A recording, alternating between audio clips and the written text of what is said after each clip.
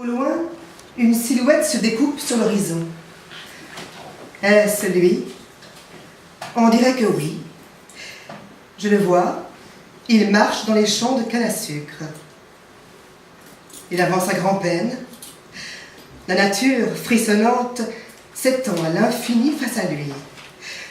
Une nature odorante et sonore, chauffée par le soleil. Oui, c'est bien moi. Wilfredo Lam. Vous connaissez un peu mon histoire, je crois. Son père, un émigré de Canton, est arrivé à Cuba à la fin du XIXe siècle. Son nom de famille, Lam, signifie petite forêt en cantonais. Son père, qui était écrivain public, s'appelait Lam Yam, et sa mère, Anna Serafina Castilla, était une mulâtresse de père africain et de mère espagnole. Parmi ses ancêtres, il y avait peut-être des Amérindiens. J'aime cette idée car alors en moi se mélange du sang africain, du sang européen, du sang asiatique et aussi, peut-être, du sang amérindien. Ils étaient nombreux dans la famille, 8 frères et sœurs. Lui était le Benjamin. Son père avait plus de 80 ans lorsqu'il est né. Il en avait plus de 100 à sa mort. Je suis né d'un vieil homme chinois et d'une descendante d'esclaves et de colons mélangés. Quand il était enfant, la famille habitait dans le quartier chinois de Sagua la Grande, une petite ville sucrière à l'est de Cuba. Il vivait tout près du quartier Lukumi, là où les Yoruba honoraient leur divinité. La nuit, des cérémonies interdites avaient lieu à quelques rues de la maison. Des rumeurs étranges me parvenaient. Elles coupaient brutalement le silence, se mettaient à gronder. Souvent, les tambours et les chants résonnaient toute la nuit pour accompagner les possessions. Dans mes rêves, les incantations m'accompagnaient et me berçaient. Lui, dès le matin, il courait à travers les champs de canne. Il se perdait entre les hautes tiges, bien plus grandes que lui, comme pour s'y noyer. Chez nous, ma mère disait que la canne à sucre, c'est l'herbe du malheur. Je ne comprenais pas pourquoi.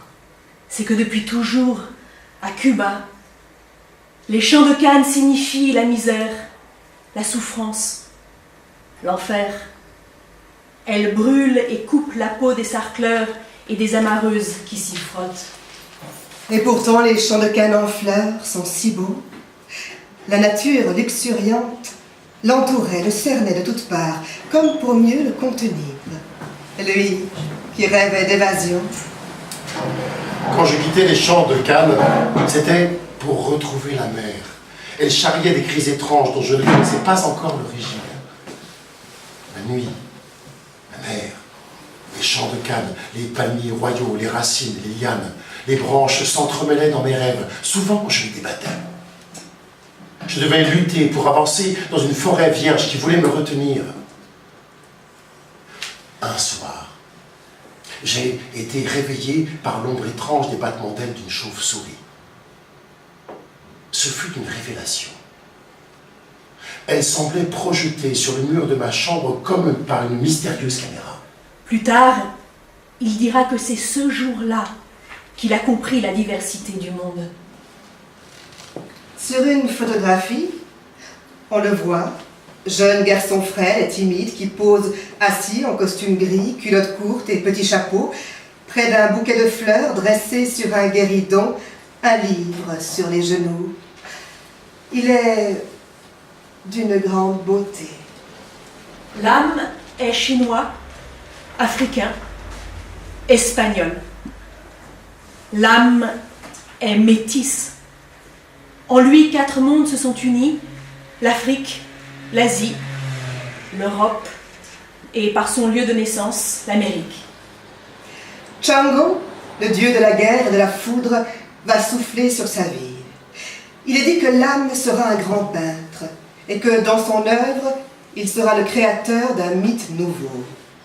Mais cela, il ne le sait pas encore. Ma marraine, Mantonica Wilson, était une grande prêtresse de la Santeria. Elle possédait le pouvoir de conjurer les éléments. Elle a voulu m'initier, mais moi, j'ai refusé. J'avais peur de ce monde de Dieu terrifiant. Dans les premières années de son enfance, il rendait souvent visite à Mantonica dans sa maison remplie d'idoles africaines. Sur des petits autels recouverts de tissus rouges, des bouteilles, des bougies témoignaient d'une cérémonie récente. Je crois qu'elle m'a donné la protection de tous ces dieux. Yemaya, la déesse de la mer. Shango, le dieu de la guerre. Ogun Ferai, le dieu de métal qui dorait chaque matin le soleil. Et puis, Ololun, le dieu absolu de la création. Mantonica connaissait la langue des dieux. Je l'ai entendu parler avec eux. Sur une photographie, prise vers 1900, Mantonica Wilson pose pour la postérité. Elle ressemble à une matrone énorme et mystérieuse. Elle se tient très droite dans sa robe fleurie et porte délicatement un minuscule petit sac à main. Le sac a l'air d'un jouet posé sur la massive personne de Mantonica. Bientôt, une autre femme va apparaître dans la vie de l'âme. Elle est encore lointaine et il ne la reconnaît pas. C'est une femme magique. Elle est là, qui vient et revient sans cesse dans ses rêves, dans ses pensées. C'est la femme cheval, celle qui est possédée par un orisha. Elle a des seins, mais aussi une chevelure crinière, des fesses croupes, une face naseau. La femme doit devenir cheval pour entrer en transe. Je suis un contestataire, je suis né rebelle. Très tôt, il a su que le monde tel qu'on lui présentait ne lui suffirait pas. Il a tout de suite voulu intervenir, changer quelque chose. L'appel du large était déjà très fort, il sentait qu'il lui faudrait agir ailleurs, plus loin. Je suis né à un carrefour du monde où tout se réunit et se disperse. Alors, pour exprimer ma contestation, je me suis créé une langue à moi, la peinture. Sa famille s'installe à La Havane. Il suit les cours de l'Académie San Alejandro.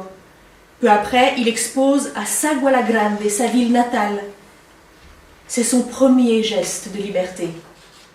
A-t-il dit une fois, une seule fois, un jour, je partirai? Je ne crois pas. Il n'a pas eu besoin de prononcer la phrase à voix haute. Il lui a suffi d'y penser avec force. Il lui a suffi de répéter à voix basse ces mots lointains et mystérieux. Liberté. Partir. Ailleurs. Et de les tourner et retourner dans sa bouche, les faisant rouler sous la langue. Des mots précieux, un peu magiques. Bientôt, l'âme va être happée par la modernité. Mais les orishas de son enfance, Shango, Yemaya, Orolun, et puis sa marraine, Mantonica Wilson, resteront toujours ses compagnons de route. Ils marcheront à ses côtés partout où il ira. Ils ne l'abandonneront jamais. Il traverse l'Atlantique, la mer Gronde. L'âme refait en sens inverse le trajet que ses ancêtres ont parcouru. Cet océan, des millions d'hommes et de femmes l'ont traversé avant lui, enchaîné au fond des cales des bateaux négriers.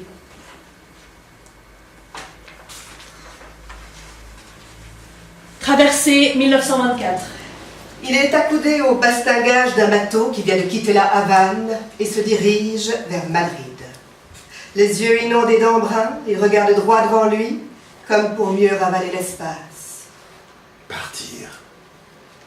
Partir. Je quitte mon île, le monde échevelé de mon enfance. Je quitte les planteurs au corps plié sous la charge des labeurs, aux bras noueux, aux pieds calleux. Je quitte les plantations où règnent les maîtres blancs. Je prends le large et pars à la conquête du monde. Je l'ai toujours su. Mantonica, d'ailleurs, me l'avait dit lorsque j'étais enfant. Un jour, tu partiras. Et je ne te reverrai plus, car quand tu reviendras à Cuba, je ne serai plus là. Comme il y a des hommes, comme il y a des femmes qui vivent leur vie durant sur la terre qui les a vus naître, lui est un homme qui doit prendre la mesure du monde pour exister. Pourquoi? Lui-même n'en sait rien. C'est une force qui le guide, qui le dépasse. quelque chose de plus grand que lui. Cette passion de justice qui m'habite, je la dois à mon ancêtre esclave qui se retrouva un jour avec une main en moins. Et je la dois à mon père. Je vais suivre l'étoile dont il m'a fait cadeau en me surnommant Lucero. Je passerai des ténèbres à la lumière. Déjà, Gauguin, avant toi, avait quitté le monde de sa naissance pour rejoindre les îles lointaines des Marquises. Et Lefcadio Hearn, aussi, moitié anglais et moitié grec, qui avait fini bouddhiste et japonais. Et d'autres encore. Voilà, tu es en marche. Je sens que tu auras un destin exceptionnel. Je sais que tu vas connaître 3 femmes au moins. 3 femmes, 3 lieux. Madrid, Paris, Albisola.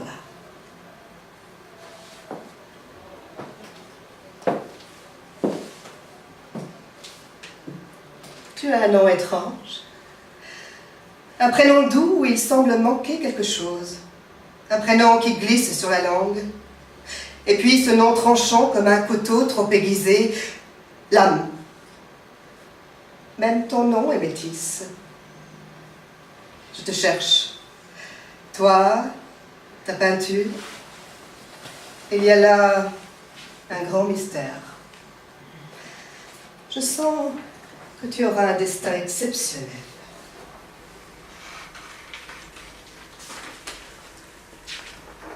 Madrid, 1924. Haute silhouette efflanquée, l'âme arrive du bout du monde. Il veut peindre. Il erre dans la ville écrasée de chaleur. La première étape de sa modernité, c'est ici, Madrid.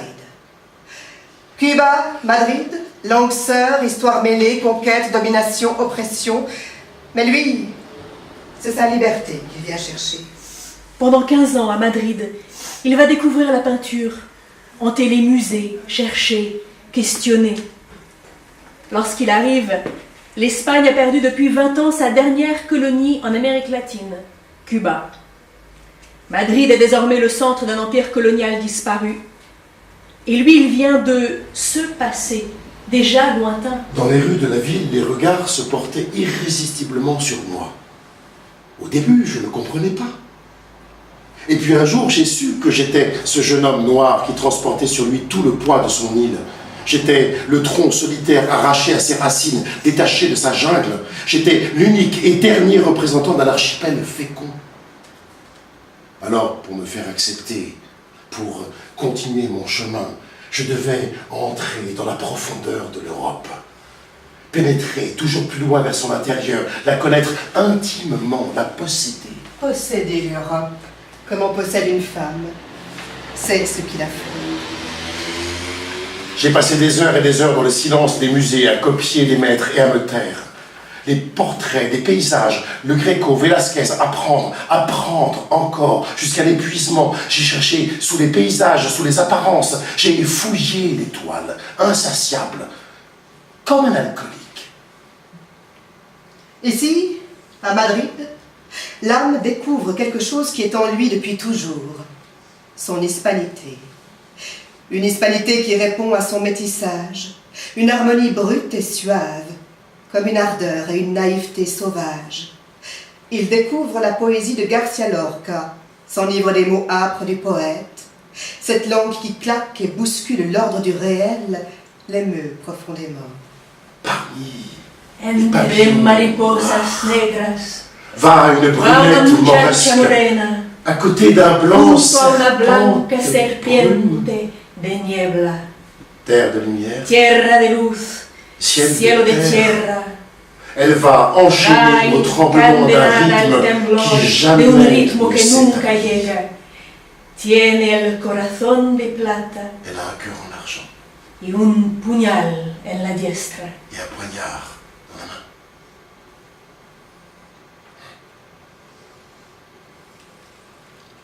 Un jour, en me promenant sur la Calle de Alcalas, j'ai vu Eva.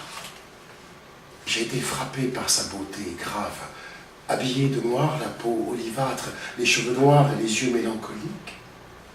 Elle était magnifique. Eva était mannequin. Ils se sont aimés. Elle est devenue sa femme.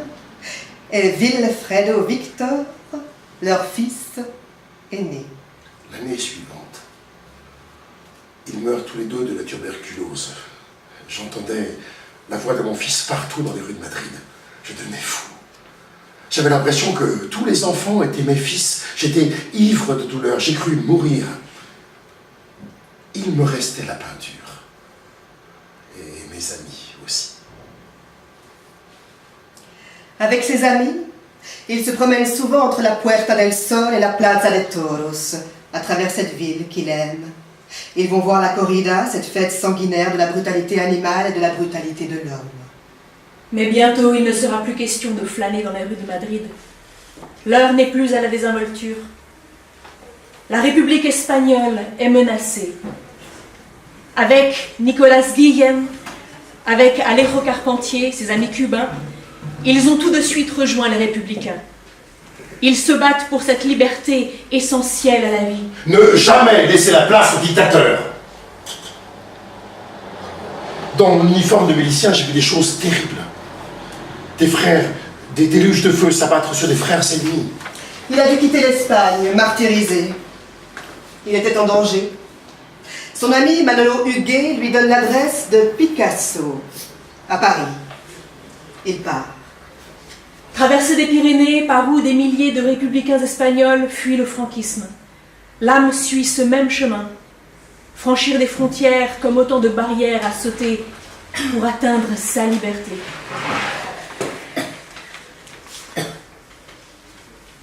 Paris, 1938.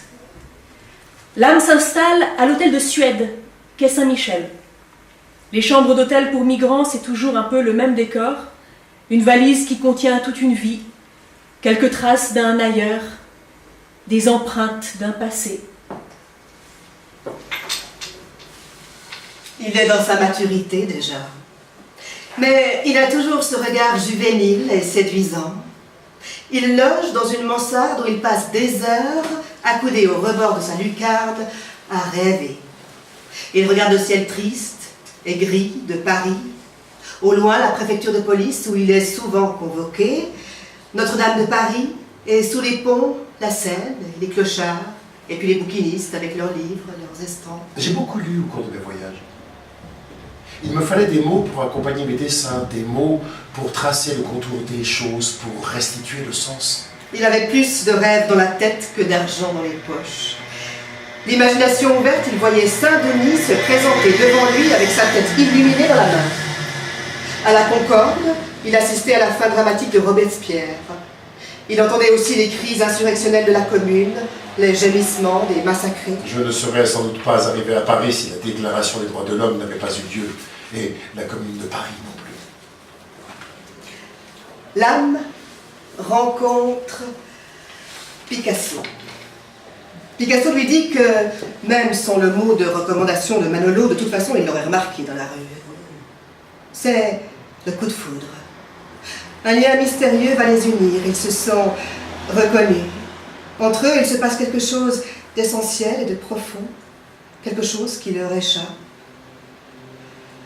Par le regard de Picasso, dans son regard, l'âme va devenir peintre.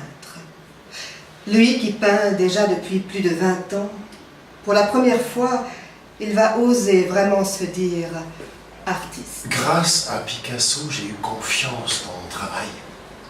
Quand on se regardait, on se renvoyait des images familières, comme un jeu de miroir. Dans nos peintures, il y avait des formes reliant les temps immémoriaux au présent, quelque chose où il passait du sacré. Picasso voit l'algèbre mystérieux inscrit dans les tableaux de l'âme. Il l'écoute raconter l'histoire de son prénom à la lettre oubliée, ce L qui, par la négligence ou l'ignorance d'un scribe, a disparu. Et voilà, Wilfredo. L'ablation de l'L dans le prénom d'un peintre, et c'est tout le surréalisme qui se trouve incarné. Michel Léris, petit monsieur tiré à 4 épingles, présent le jour de leur rencontre, a tout de suite compris qu'il s'agissait d'un moment déterminant. Picasso a trouvé en moi la confirmation du métissage qu'il cherchait à mettre en forme dans ses toiles. Pour lui, j'étais l'incarnation d'un mélange parfait entre le primitif, l'Afrique qu'il cherchait, et cette culture d'Espagnol formée au contact des œuvres du Prado que nous avions en partage. Ce jour de la rencontre, Picasso dit à Léris en désignant Vilfredo « Apprends-lui l'art nègre ». Sur une photographie, Lame et Picasso sont côte à côte comme deux frères ou comme un père et un fils, un oncle et son neveu. L'un, grand, élancé, avec cette allure de jeunesse. L'autre, petit, râblé, avec cette présence qui irradie. Malgré les apparences, mon amitié avec Picasso n'était pas l'affection d'un père pour son fils, tout le contraire. C'était la rencontre entre deux êtres où se maintenait la distance de génération. Une rencontre dans le combat permanent pour la liberté et pour la création. Il n'arrête plus de peindre, il expose. Il a enfin trouvé son chemin. Comme un sculpteur nègre qui crée des formes limpides, lisibles au premier coup d'œil, Lame peint des figures simples aux allures hiératiques. Des femmes, des maternités. Déjà dans ces tableaux, on voit mêler la transcendance et la fascination pour l'Afrique. Comme si, emporté par une rage secrète, il voulait que ses peintures soient un abrégé du monde. En 1939, Elena, qu'il avait rencontrée à Barcelone, se trouve au même moment que lui à Paris. Le hasard les réunit, ils se retrouvent et ils s'aiment. Avec elle, il va vivre les années les plus tendues de sa vie. De 1939 à 1950, leur union sera celle du travail et de la poésie. Mes amis d'alors avaient pour nom Michel Léris, Pierre Mabille, André Breton et Paul Éluard. Ils m'accueillaient, moi, le visiteur venu de loin, moi, le timide insulaire, l'homme des terres à esclaves, l'enfant grandi dans les champs de canne à sucre. Ils soupesaient leurs mots pour me parler avec délicatesse et précaution. Et moi, j'essayais de démêler ma langue râpeuse pour faire glisser quelques-uns de leurs mots suaves et sucrés dans ma bouche. J'aurais bien vécu là, avec eux, entre étrangers qui s'écoutent grandir. Et voilà, l'heure n'était plus aux amitiés chaudes qui paraissent aux terrasses des cafés. De nouveau, il lui faut partir. Il n'en a pas fini avec les violences, les barbaries. L'histoire le poursuit. Les guerres aussi. Survient la Seconde Guerre mondiale. Lame fuit Paris occupé et se réfugie à Marseille. Il y retrouve ses amis surréalistes à la Villa Herbel, vaste maison où règne une ambiance étrange, mélange d'angoisse et de rire.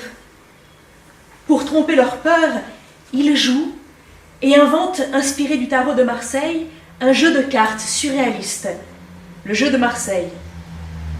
Vilfredo dessine la figure de deux lames, les deux cartes du rêve, Alice et Lautréamont.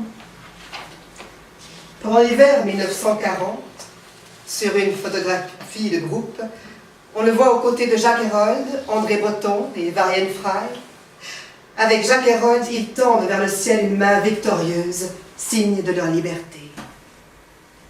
Un jour de 1941, Lame embarque à Marseille sur un vieux vapeur à destination des Amériques. À bord avec lui 300 artistes et intellectuels, André Breton, Claude Lévi-Strauss, Anna Seghers, Victor Serge et tant d'autres.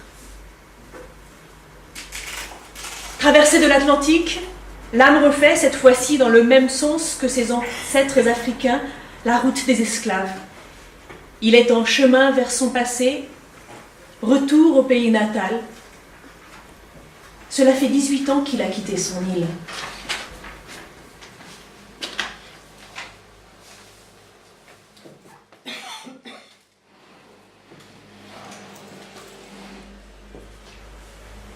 Cuba, 1942. Vilfredo est installé dans une vaste demeure, claire et lumineuse. Dehors, les champs de canne à sucre sont balayés par le vent. Les hautes tiges grincent. Elles semblent rire. Sur le chemin du retour, en 1941, il a rencontré Aimé Césaire chez lui en Martinique. Ils se sont regardés, frères nègres, frères africains. Ils ont le même combat. L'un avec les mots, l'autre les couleurs. Ils peignent le drame de leurs îles. Ils disent la cause et l'esprit des Noirs. L'Afrique revient à lui. Du plus lointain de son histoire, elle remonte à la surface. Elle a envie de se montrer, d'être exhibée. Il a trouvé. Désormais, sa vision est claire. Sous les apparences, il y a ce foisonnement d'êtres hybrides qui vont habiter ces tableaux. Des personnages d'abord tremblants se dessinent peu à peu. Les contours de la femme magique, de la femme cheval, se sont précisés. Elle n'est plus seulement une ombre au loin qui lui fait signe du fond des temps. Elle s'est approchée. Sa chevelure crinière, ses fesses croupes, sa face naseau se sont imposées à lui. Le trait est devenu ferme. Des têtes, des masques, des totems peuplent les toiles. Ils arrivent par centaines du plus lointain de l'histoire et s'installent dans la demeure de l'âme. Sur une photographie, on le voit assis dans la grande maison de Cuba. À ses côtés, un cimier antilope Bambara, sculpture d'une grâce étrange qui lui ressemble. L'homme et l'antilope semblent venir d'un même monde. J'ai laissé derrière moi une valise à Paris et une autre en Espagne. J'ai retrouvé mon île chaude, mon île de brûlure, d'orage, de calme violence. Le bleu partout m'envahit, le bleu du ciel, le bleu de l'océan. Je retrouve les cris de la mer de mon enfance, mais aujourd'hui, je les connais, je les reconnais. Des fonds marins me parviennent les voix de mes ancêtres et je leur réponds. Ils me renvoient à l'infini du monde. Le temps entremêle les voix. J'accueille cet écheveau sonore comme une évidence. Je n'ai plus de résistance. En moi, le clair et l'inextricable désormais cheminent côte à côte. Il peint la jungle, gigantesque fresque où ondulent des créatures en transe. Danse de cortiges qui se livrent à des rites magiques, végétation comme une foule, pullulement de forêts aux forts arômes, figures tutélaires qui forment un rideau compact et occupent tout l'espace, bras qui se cabrent et pieds campés au sol, toutes les couleurs sont là, insaisissables, immatérielles. Les magies entrevues dans son enfance remontent à fleur de peau, dans un étonnant feu d'artifice, une explosion de lyrisme, jungle hallucinante. On pense à Guernica. Dans le cérémonial de l'espace, les gestes se démultiplient. Les poses indolentes forment un humus fiévreux.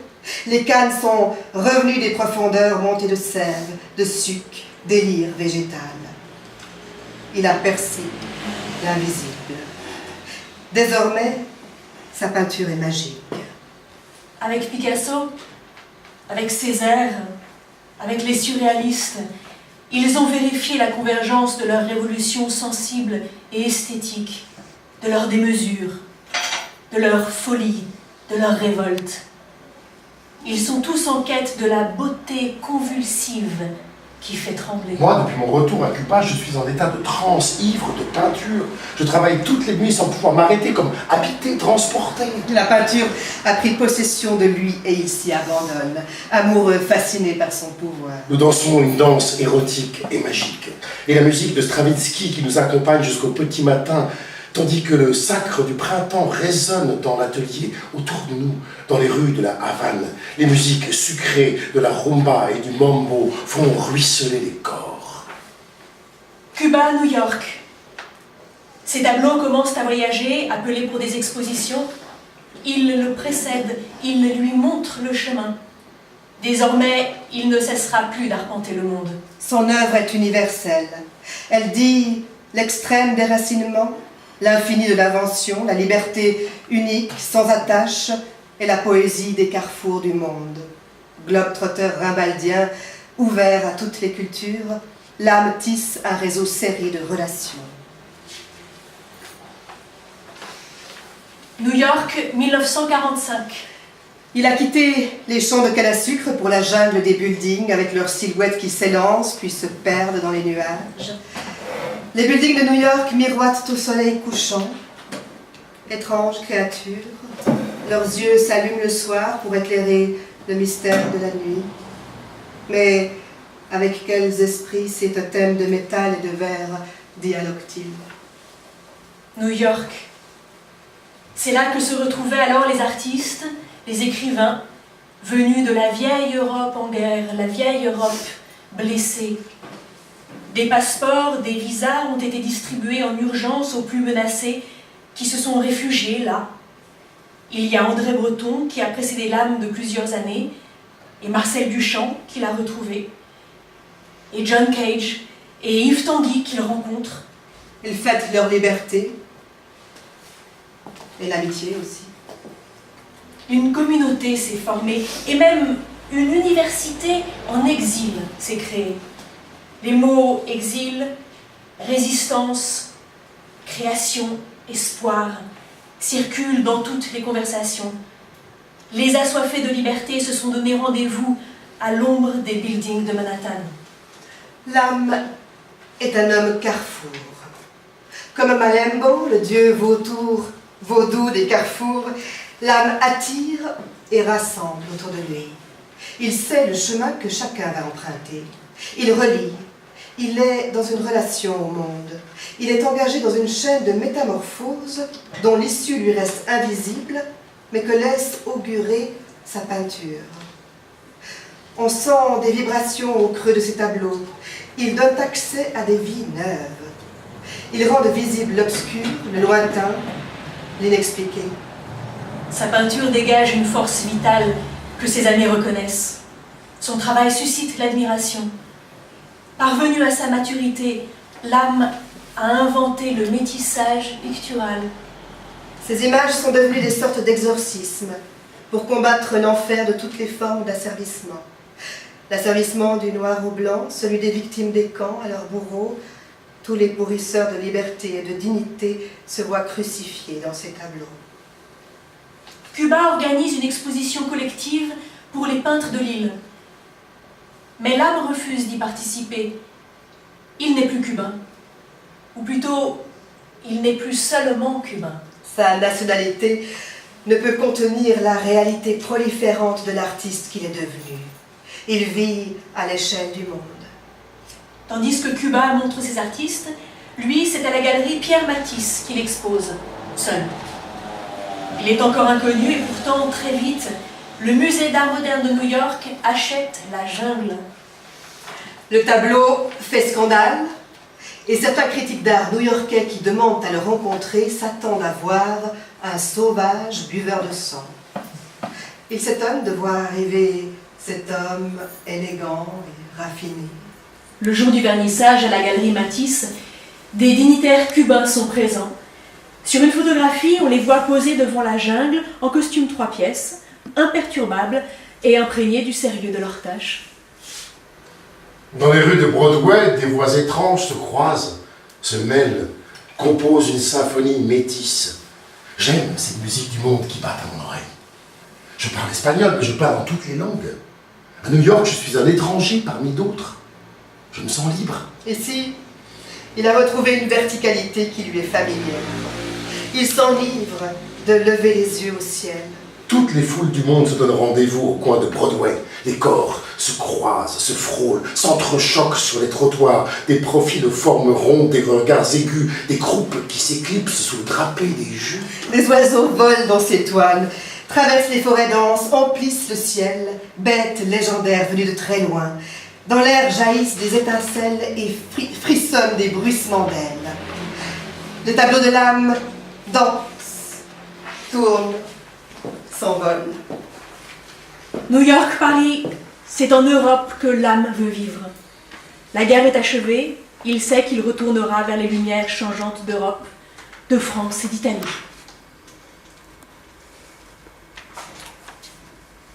Paris, 1953. Paris devient son port d'attache, le centre d'un monde qu'il sillonne au gré de ses expositions, de ses rencontres. Il expose à Lima, Caracas, Paris, New York, La Havane. La Terre tourne toujours plus vite, la toupie s'accélère et les couleurs se brouillent. À Caracas, il peint une grande fresque dans le jardin botanique. Sa peinture sent la terre, l'humus, les végétaux, les arbres, une faune et une flore fantastiques à la Jérôme Bosch débordent de toutes parts. Depuis toujours, sa peinture puise dans les forces telluriques, dans la puissance de la nature. L'âme féconde un sillon déjà profond. Il est lent de manière, avec de brusques accélérations. Son regard n'est ni gai ni triste, mais imaginatif, grand ouvert. De ses longs doigts, frêles et rapides, il donne vie à des formes où se reconnaissent ceux qui les voient pour la première fois.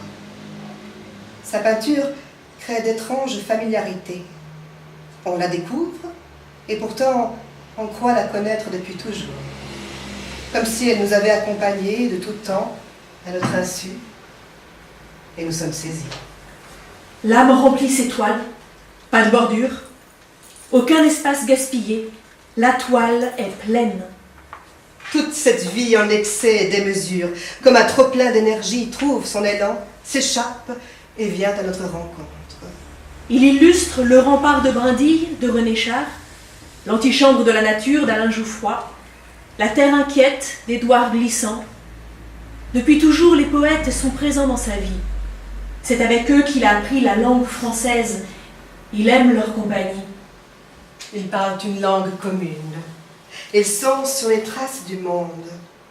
Les poètes vivent avec le peuple des mots qui les accompagnent et ne sont jamais seuls. La poésie élargit ma peinture, la rend plus généreuse, plus forte. Avec les poètes, nous sommes dans la rencontre, dans l'imprévisible. Formes, couleurs, mots, atmosphères sont brassés par un grand vent qui nous emporte tous ensemble. La peinture et la poésie ont ce pouvoir provocateur qui les rend sœurs rebelles. Il aime les poètes. Les poètes lui rendent bien. Ils écrivent tous sur sa peinture. Césaire, Léris, bien sûr, et André Breton, et Benjamin Perret, et Alain Jouffroy, Édouard Glissant, et tant d'autres. Perret disait « L'âme a réussi à pénétrer dans l'antre où pour l'éternité, les dragons et les anges se livrent un combat sans merci, s'accouplent et se métamorphosent. » Le 25 novembre 1956, Fidel Castro et le Che, escortés de 80 000 hommes, déchirent une page de l'histoire.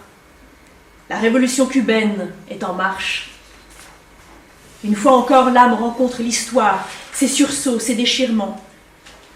Les événements le suivent ou le précèdent. Lui, il continue à avancer.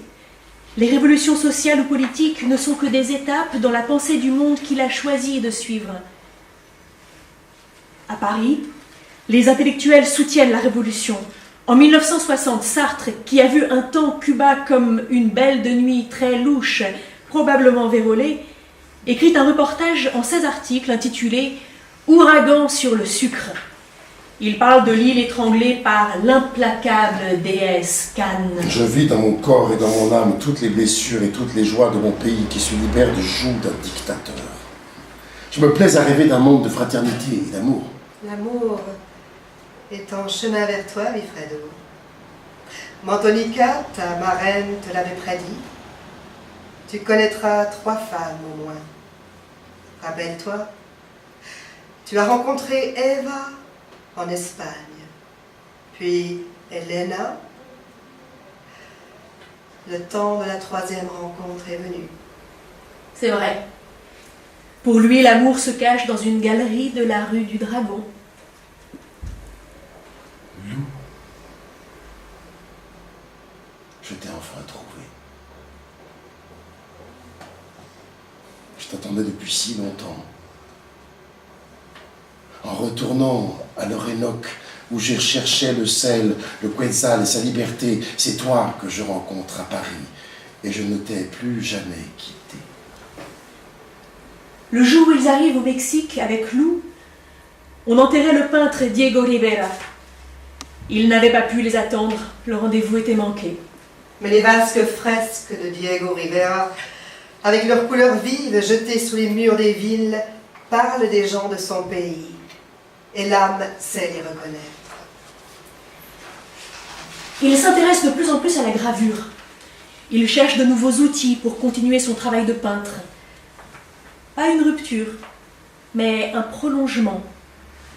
À Milan, avec Giorgio Upilio, il ouvre une voie nouvelle dans le cheminement de son œuvre. J'ai gardé en mémoire l'œuvre gravée de Dürer, l'Apocalypse, la mélancolie, la mort, le diable et le chevalier, surtout.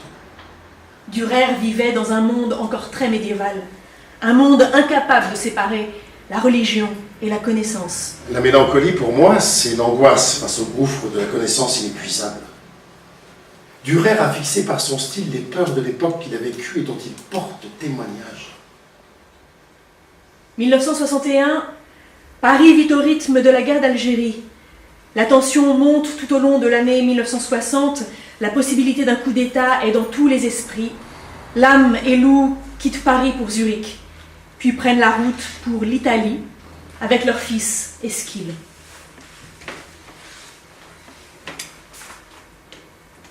Albissola, Italie 1962.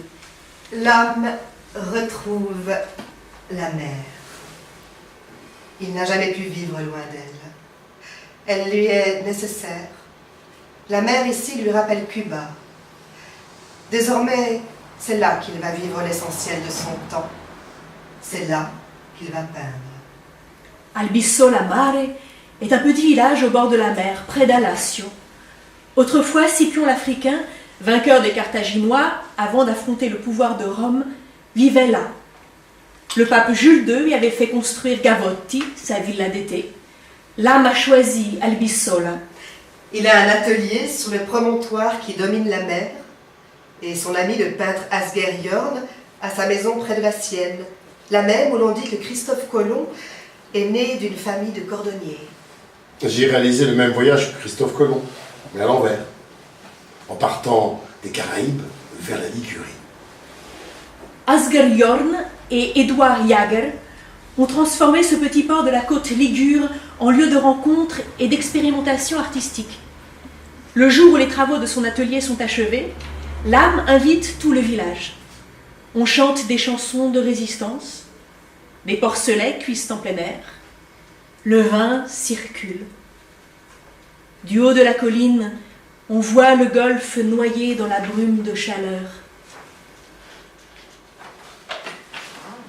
Il est le créateur d'un monde qui lui appartient. Un monde où formes et couleurs apparaissent chargées d'une secrète énergie.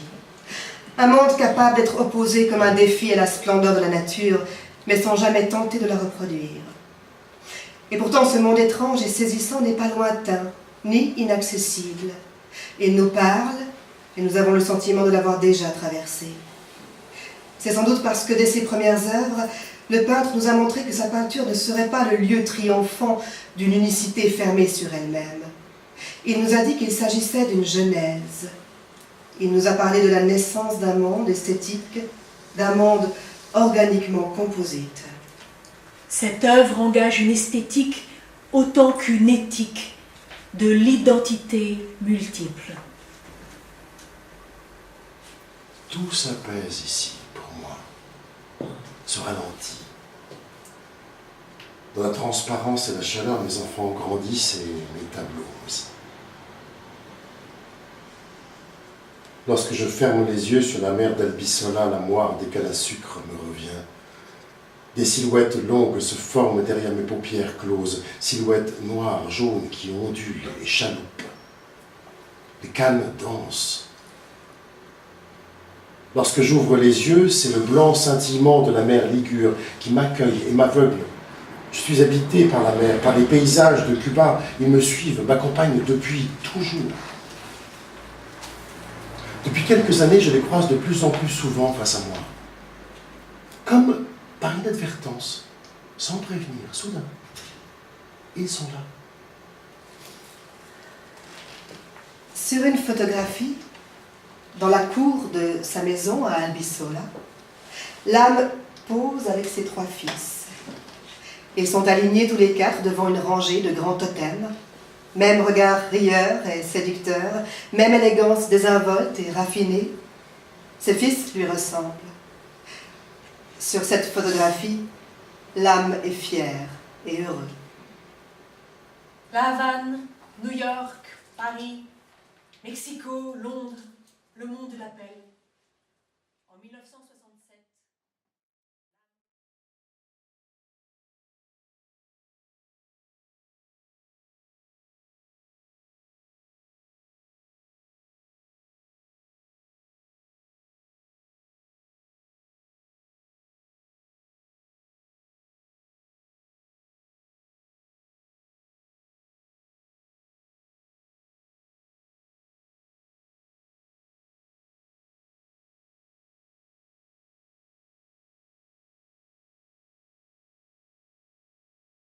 Des tropiques et de la Révolution. Curva collectiva, une fresque murale à 100 mains avec Appel, César, Poliakov, et puis aussi Marguerite Duras, Goïti Solo, Georges Limbourg, Paul Reberol et Michel Léris qui sont venus assister à l'aube d'un monde tout neuf. Tous invités par le gouvernement cubain. L'écriture, la peinture, l'ethnographie se croisent, s'inventent dans une reconnaissance réciproque, généreuse, ouverte aux surprises.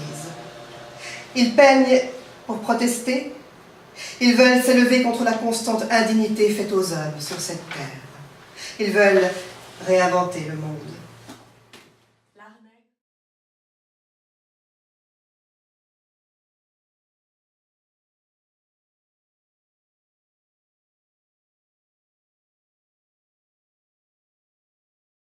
De cet enroulement, l'âme est présente. Au fin bout de l'épée terriblement isocèle, petits yeux et petites cornes voguent de la terre, du ciel et de la mer, dynamite à cris stridents. À l'intérieur de chaque tableau de l'âme, un éclatement, un enchevêtrement de pensées et de formes autrefois étrangères les unes aux autres s'opèrent. Le monde moderne rencontre la ferveur des temps anciens.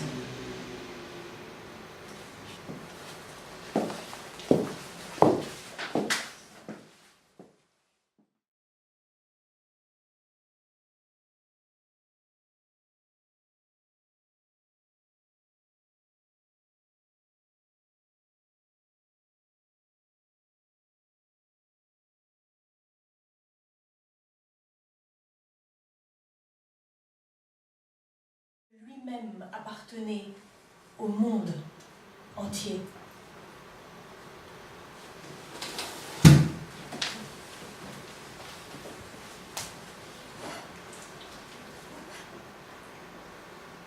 J'avais 20 ans.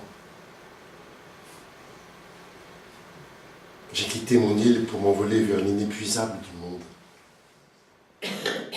Aujourd'hui, j'ai fait 10 fois le tour de la Terre.